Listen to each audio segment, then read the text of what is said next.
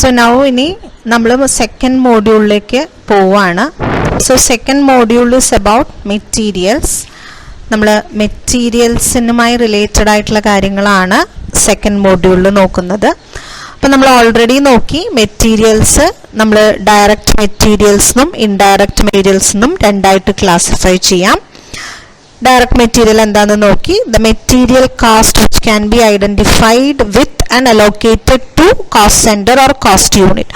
ഒരു particular cost സെന്ററിലേക്കോ അല്ലെങ്കിൽ ഒരു പെർട്ടിക്കുലർ കോസ്റ്റ് യൂണിറ്റിലേക്കോ നേരിട്ട് ഐഡന്റിഫൈ ചെയ്യാനോ അല്ലനോ അലോക്കേറ്റ് ചെയ്യാനോ പറ്റുന്ന മെറ്റീരിയലിനെ നമ്മൾ ഡയറക്റ്റ് മെറ്റീരിയൽ എന്ന് പറയും. ഇപ്പോൾ റോ മെറ്റീരിയൽസ് ഏതെങ്കിലും ഒരു പെർട്ടിക്കുലർ ജോബ് കംപ്ലീറ്റ് ചെയ്യാനായിട്ട് സ്പെഷ്യലി വാങ്ങിക്കുന്ന മെറ്റീരിയലുകൾ, പ്രൊഡക്ഷൻ്റെ ഭാഗമായിട്ട് യൂസ് ചെയ്യുന്ന component parts, partially finished items, ഒരു പ്രോസസ്സിൽ നിന്ന് പ്രോസസ്സിലേക്ക് ട്രാൻസ്ഫർ ചെയ്യുന്ന semi finished items, primary packaging materials, ഇതൊക്കെയാണ് ഡയറക്റ്റ് മെറ്റീരിയൽസിൽ വരിക എന്ന് നമ്മൾ ഓൾറെഡി നോക്കിയതാണ്. ഇനി ഇൻഡയറക്റ്റ് മെറ്റീരിയൽ എന്ന് പറഞ്ഞു കഴിഞ്ഞാൽ which cannot be allocated to particular cost centre അല്ലെങ്കിൽ കോസ്റ്റ് യൂണിറ്റ് ആണ്. അത് നമുക്ക് അപ്പോർഷൻ ചെയ്യാനോ അബ്സോർബ് ചെയ്യാനോ മാത്രമേ പറ്റുള്ളൂ.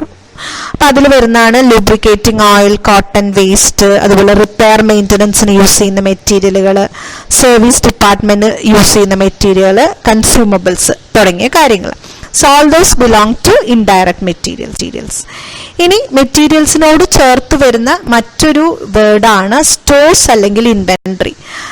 മെറ്റീരിയൽ എന്ന് പറയുമ്പോൾ നമ്മൾ raw material, work in progress, finished goods ആണ് ഉദ്ദേശിക്കുന്നതെങ്കിൽ ഇതിനു പുറമെ component, spare part, maintenance material, office supply, consumable stores, അങ്ങനെ ഒരു സ്റ്റോർ റൂമിൽ സൂക്ഷിക്കുന്നതായിട്ടുള്ള എല്ലാ കാര്യങ്ങളും നമ്മൾ സ്റ്റോർസ് അല്ലെങ്കിൽ ഇൻവെന്ററിയിൽ വരും.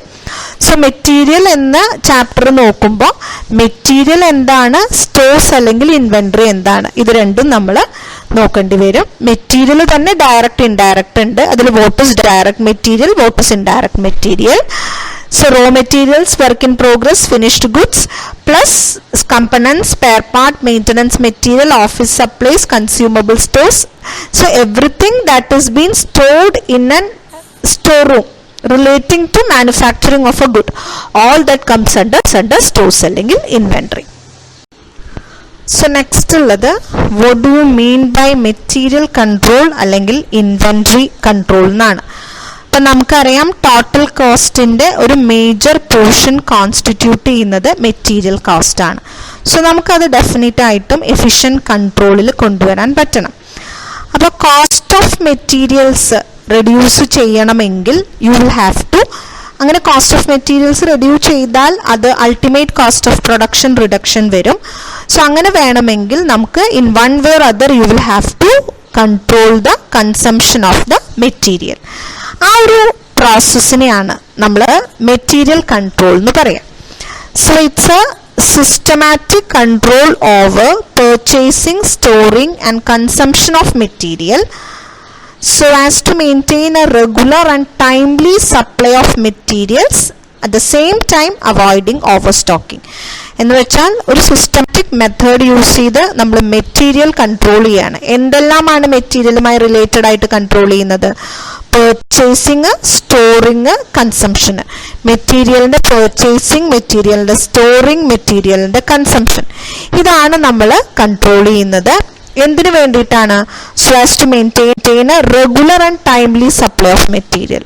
അങ്ങനെ കൺട്രോൾ ചെയ്യുന്നത് മെറ്റീരിയൽസ് റെഗുലർലി ടൈംലി അവൈലബിൾ ആക്കാൻ വേണ്ടിയിട്ടാണ്.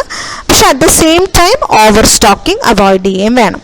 സോ ഈ ഒരു process of making a systematic control of material in its purchase, storing as well as consumption in such a way that you get the material on a regular and timely basis but there will not be any overstocking. ഈ ഒരു പ്രോസസ്സിനെയാണ് നമ്മൾ material control അല്ലെങ്കിൽ inventory control എന്ന് പറയുന്നത്. So next objectives of material control ആണ്. So first point എന്ന് പറയുന്നത് to ensure ready supply of materials required for the uninterrupted flow of production ആണ്. നമുക്കറിയാം റോ മെറ്റീരിയൽസ് ആവശ്യം വരുന്നത് പ്രോഡക്റ്റ് ഉണ്ടാക്കാനാണ്, മാനുഫാക്ചറിങ് ഓഫ് എ പ്രോഡക്റ്റ് ആണ്. അപ്പോൾ ആ പ്രോഡക്റ്റ് മാർക്കറ്റിലുള്ള ഡിമാൻഡിനനുസരിച്ച് ആ പ്രോഡക്റ്റ് മാർക്കറ്റിൽ അവൈലബിൾ ആവണം. അങ്ങനെ അവൈലബിൾ ആവണമെങ്കിൽ പ്രൊഡക്ഷൻ പ്രോസസ്സിൽ ഇൻട്രപ്ഷൻ വരാൻ പാടില്ല. അങ്ങനെ ഒരു അൺഇൻട്രപ്റ്റഡ് ഫ്ലോ എൻഷുർ ചെയ്യുക എന്നുള്ളത് തന്നെയാണ് മെറ്റീരിയൽ കൺട്രോളിന്റെ ഏറ്റവും വലിയ ഒബ്ജക്റ്റീവ്. രണ്ടാമത്തത് to avoid over stocking of materials. നമുക്കറിയാം raw materials regular and timely supply മാത്രമല്ല, അങ്ങനെ ഒരു റെഗുലർ ആൻഡ് ടൈംലി സപ്ലൈക്ക് വേണ്ടിയിട്ട് you don't have to over stock the material. ഒരുപാട് സ്റ്റോക്ക് ചെയ്ത് വെക്കുക എന്നുള്ളൊരു രീതിയും ശരിയല്ല. പിന്നെ പറയുന്നത് to purchase materials of the right quality. Raw മെറ്റീരിയൽസിന്റെ ക്വാളിറ്റി ആണ് ആ ഫിനിഷ് പ്രോഡക്റ്റിന്റെ ക്വാളിറ്റി എന്ന് പറയുന്നത്. അപ്പം നമ്മൾക്ക് good quality raw material continuously available ആയാൽ മാത്രമേ നമ്മളുടെ പ്രോഡക്റ്റിനെ ആ ഒരു ക്വാളിറ്റിയിൽ നമുക്ക് എന്തും നിലനിർത്താൻ പറ്റുള്ളൂ. So right quality of raw material continuously available ആകുന്നുണ്ടോ എന്ന് ഒരു ക്രോസ് ചെക്കിംഗ് കൂടി മെറ്റീരിയൽ കൺട്രോളിന്റെ ഒബ്ജക്റ്റീവാണ്. To purchase materials at reasonably low cost. Materials വാങ്ങിച്ചാൽ മാത്രം പോരാ, അതിൽ റീസണബിളി ലോ കോസ്റ്റിൽ പർച്ചേസ് ചെയ്യാൻ കൂടി നമുക്ക് പറ്റണം. തീർത്തും കോസ്റ്റ് ചീപ്പായിട്ട് ക്വാളിറ്റി ഇല്ലാത്ത റോ മെറ്റീരിയൽസ് കിട്ടുക എന്നുള്ളതല്ല, മിനിമം ക്വാളിറ്റി എൻഷുർ ചെയ്ത് റീസണബിൾ കോസ്റ്റിൽ മെറ്റീരിയൽസ് വാങ്ങിച്ചാൽ മാത്രമേ നമ്മൾക്കൊരു റീസണബിൾ കോസ്റ്റ് ഓഫ് പ്രൊഡക്ഷനിൽ വരികയും പ്രോഡക്റ്റ് ഒരു റീസണബിൾ കോസ്റ്റ് പ്രൈസിന് വിൽക്കാൻ പറ്റുകയും ചെയ്യുള്ളൂ. പിന്നെ to minimise the damage, wastage and loss of materials. അനാവശ്യമായിട്ട് ഒരുപാട് റോ മെറ്റീരിയൽസ് വാങ്ങിച്ചു വെച്ചിട്ട് അത് വേസ്റ്റായി പോകുന്ന സംഭവം ഇല്ലാതിരിക്കാനും, കുറേ നാൾ സൂക്ഷിച്ചു വെച്ചതിൻ്റെ ഭാഗമായിട്ട് അത് ഡാമേജ് ആവാതിരിക്കാനും, ഒരു തരത്തിൽ മെറ്റീരിയൽസ് ലോസായി പോവാതിരിക്കാനും നമ്മൾ മിനിമൈസ് ചെയ്യണം. ആ ഒരു സംഭവങ്ങൾ മിനിമൈസ് ചെയ്തിട്ട് ഉണ്ടാവണം. സോ അതാണ് മെറ്റീരിയൽ കൺട്രോളിൻ്റെ ഇനിയുള്ളൊരു ഒബ്ജക്റ്റീവ് എന്ന് പറയുന്നത്. പിന്നെ പറയുന്നത് to avoid obsolescence of materials ആണ്. നമുക്കറിയാം പ്രോഡക്റ്റ് നമ്മുടെ കൺസ്യൂമർ മാർക്കറ്റ് ആസ് സച്ച് വളരെ ഡൈനമിക് ആണ്.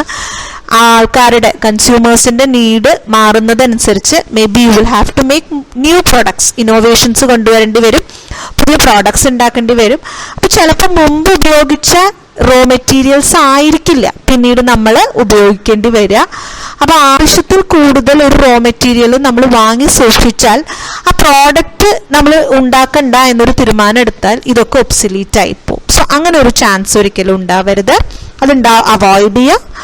To ensure proper storage and utilisation of materials. നമ്മൾ പറഞ്ഞല്ലോ ഡാമേജ് വരരുത്, വേസ്റ്റ് വരരുത് എന്നൊക്കെ. അപ്പം അങ്ങനെ ഡാമേജും വേസ്റ്റേജും ഇല്ലാതിരിക്കണമെങ്കിൽ റോ മെറ്റീരിയൽസിനെ നമ്മൾ പ്രോപ്പർലി സ്റ്റോർ ചെയ്യണം, അതിന് റീസണബിളി നല്ല രീതിയിൽ യൂട്ടിലൈസ് ചെയ്യണം.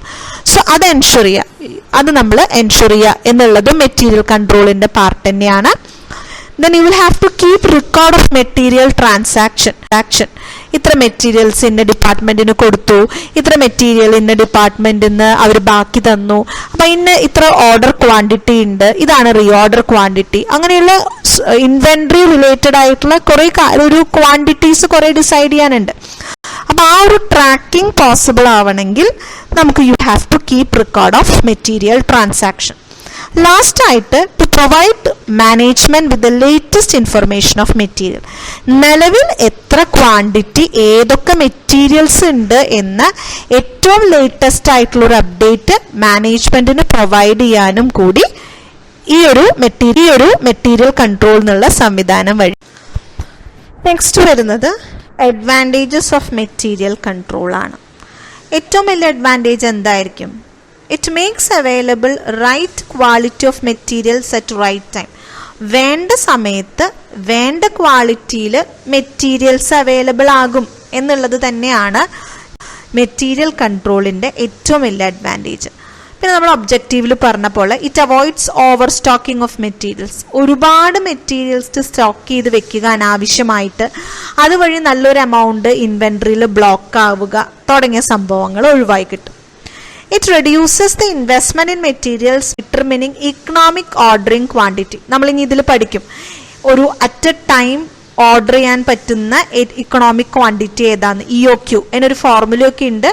റീഓർഡർ ലെവലിൻ്റെ ഒക്കെ ബേസിലാണ് നമ്മൾ കൺസംഷൻ്റെയും റീഓർഡർ ലെവലിൻ്റെ ഒക്കെ ബേസിലാണ് നമ്മളത് കാൽക്കുലേറ്റ് ചെയ്യുക. So what is the most economically ordered quantity ഏതാണ് എന്നുള്ളത് ഡിറ്റർമൈൻ ചെയ്യാനായിട്ട് മെറ്റീരിയൽസ് കൺട്രോള് ഹെൽപ്പ് ചെയ്യും. പിന്നെ അതുപോലെ തന്നെ വേസ്റ്റേജ് ഓഫ് മെറ്റീരിയൽസ് റെഡ്യൂസ് ചെയ്യും. ഇനി മെറ്റീരിയൽസ് തെഫ്റ്റോ പിൽഫറേജോ ഡാമേജോ ഒക്കെ വഴി നഷ്ടപ്പെടാനുള്ള അങ്ങനെയുള്ള നഷ്ടങ്ങൾ റെഡ്യൂസ് ചെയ്യും. കോസ്റ്റ് ഓഫ് സ്റ്റോറേജ് റെഡ്യൂസ് ചെയ്യും. കാരണം ആവശ്യമുള്ള മെറ്റീരിയൽസ് ആവശ്യമുള്ള ക്വാണ്ടിറ്റിയിൽ വേണ്ട വിധത്തിലാണ് നമ്മൾ സ്റ്റോർ ചെയ്യണേ. സോ ഒരുപാട് സ്റ്റോർ ചെയ്യുന്നില്ല, ആവശ്യമുള്ള ക്വാണ്ടിറ്റിയെ സ്റ്റോർ ചെയ്യപ്പെടുന്നുള്ളൂ. അങ്ങനെയുള്ള കാര്യങ്ങളൊക്കെ ഉള്ളത് കൊണ്ട് ആ ഒരു അനാവശ്യമായിട്ടുള്ളൊരു കോസ്റ്റ് ഓഫ് സ്റ്റോറേജ് വരുന്നില്ല.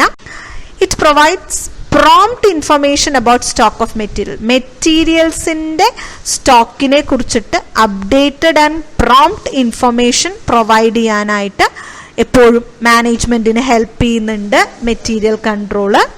And finally it helps to prevent production delay. ഒരു അൺഇൻറ്ററപ്റ്റഡ് ഫ്ലോ ഡിലേ ഇല്ലാതെ പ്രൊഡക്ഷൻ പോസിബിൾ ആകാനും ഈ ഒരു മെറ്റീരിയൽ കൺട്രോള് സഹായിക്കുന്നുണ്ട്. ഇതൊക്കെയാണ് അഡ്വാൻറ്റേജസ്. സോ ഇതിൽ നിന്നൊക്കെ നമ്മൾ എന്താണ് മനസ്സിലാക്കുന്നത്? മെറ്റീരിയൽ കൺട്രോൾ എന്നുള്ളത് ഒരു സിസ്റ്റമാറ്റിക് മെത്തേഡാണ്. മെറ്റീരിയൽ പർച്ചേസ് ചെയ്യുന്നതും മെറ്റീരിയൽ സ്റ്റോർ ചെയ്യുന്നതും കൺസ്യൂം ചെയ്യുന്നതിലും എല്ലാം ഈ മെത്തേഡ് നമ്മൾ ഉപയോഗിക്കേണ്ടതാണ്. സോ അതുകൊണ്ട് തന്നെ സ്വാഭാവികമായിട്ട് since it is A systematic method നമുക്ക് മെറ്റീരിയൽ കൺട്രോൾ ടെക്നിക്കുകൾ ഉണ്ടാവും. So what are the different material control techniques എന്നാണ് നമ്മൾ നോക്കുന്നത്. സോ അതൊരു 6 ടെക്നിക്സിന്റെ പേര് മാത്രമാണ് ഇവിടെ മെൻഷൻ ചെയ്യുന്നത്. ഓരോ ടെക്നിക്കും നമുക്ക് ഡീറ്റെയിൽ ആയിട്ട് നോക്കാം. ഒന്ന് പറയുന്നത് setting up of stock levels ആണ്. രണ്ടാമത്തത് determination of economic order quantity ആണ്. മൂന്നാമത്തത് just in time inventory system, ABC analysis, VED analysis, perpetual inventory system, materials turn over ratio. അപ്പം മെറ്റീരിയൽ കൺട്രോൾ നമ്മൾ പറഞ്ഞു, മെറ്റീരിയലിന്റെ പർച്ചേസിങ്ങും സ്റ്റോറിങ്ങും ഇഷ്യൂയിങ്ങുമായിട്ട് റിലേറ്റഡ് ആണ്. അതിന് തന്നെ പല മെത്തേഡുകളുണ്ട്. അതിലൊരു 6 മെത്തേഡിന്റെ പേര് മാത്രമാണ് നമ്മളിപ്പോൾ ഇവിടെ മെൻഷൻ ചെയ്യുന്നത്. അതിന് ഇൻ ഡീറ്റെയിൽ നമ്മൾ ഇനി പഠിക്കും. അതായത് സ്റ്റോക്ക് ലെവലുകൾ സെറ്റ് ചെയ്യുക, ഇക്കണോമിക് ഓർഡർ ക്വാണ്ടിറ്റി ഡിറ്റർമൈൻ ചെയ്യുക, just in time inventory system എന്ന രീതിയിലേക്ക് മാറുക, ABC ആൻഡ് VED അനാലിസിസ് നടത്തുക, പെർപച്വൽ ഇൻവെന്ററി സിസ്റ്റം കൊണ്ടുവരിക, and finally material turn over ratio കണ്ടുപിടിക്കുക.